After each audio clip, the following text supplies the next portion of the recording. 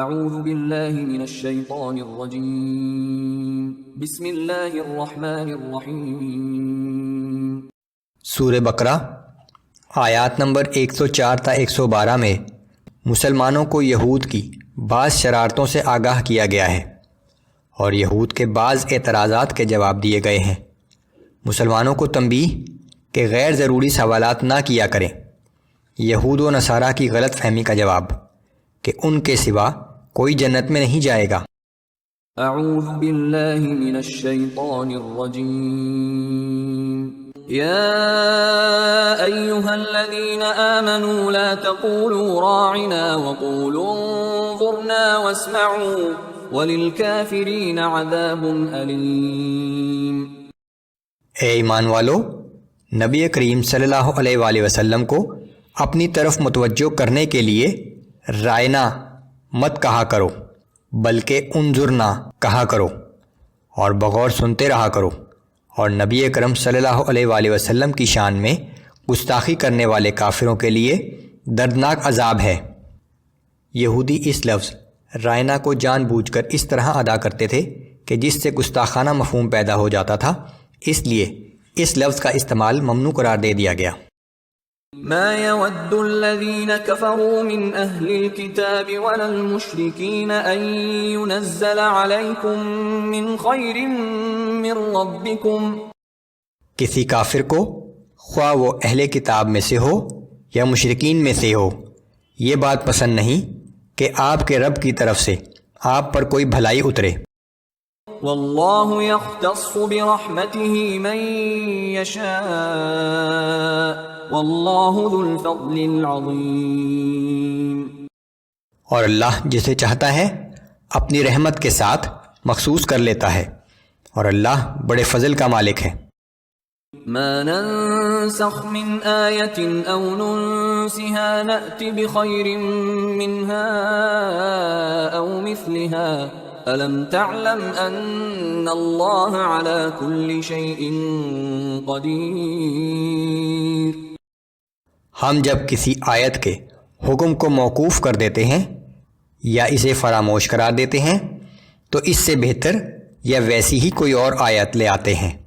کیا تم نہیں جانتے کہ اللہ ہر چیز پر قدرت رکھتا ہے؟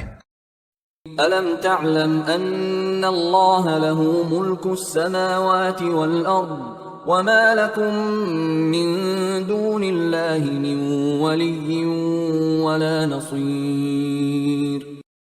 کیا تمہیں معلوم نہیں کہ آسمانوں اور زمین کی سلطنت اللہ ہی کے لیے ہے، اور اللہ کے سوا نہ تمہارا کوئی دوست ہے اور نہ کوئی مددگار۔ ام تريدون ان تسألوا رسولكم كما سئل موسى من قبل۔ اے مسلمانوں، کیا تم بھی اپنے رسول صلی اللہ علیہ وآلہ وسلم سے اسی طرح کے سوالات کرنا چاہتے ہو جیسے اس سے پہلے موسیٰ علیہ السلام کی قوم نے ان سے کیے تھے؟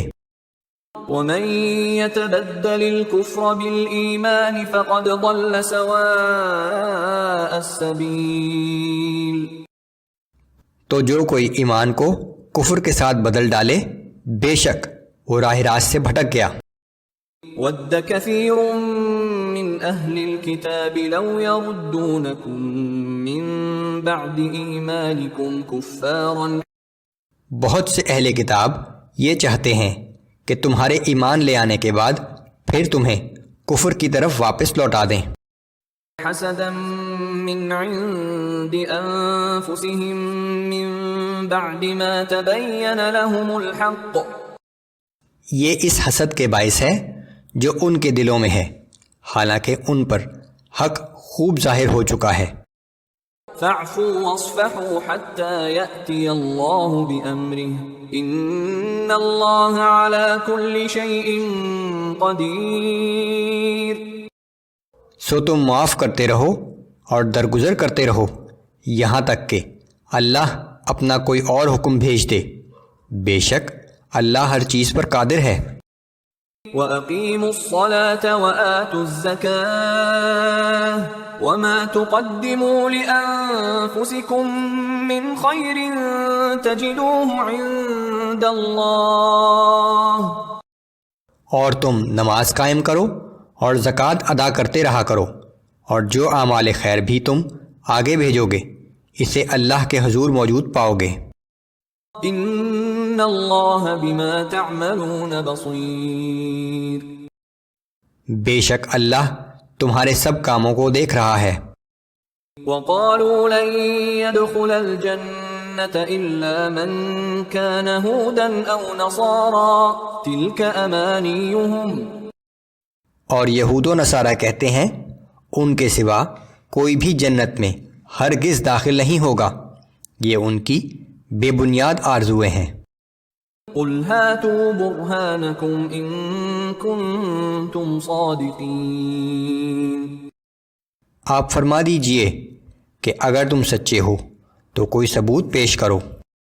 بلى من أسلم وجهه لله وهو محسن فله أجره عند ربه ولا خوف عليهم ولا هم يحزنون۔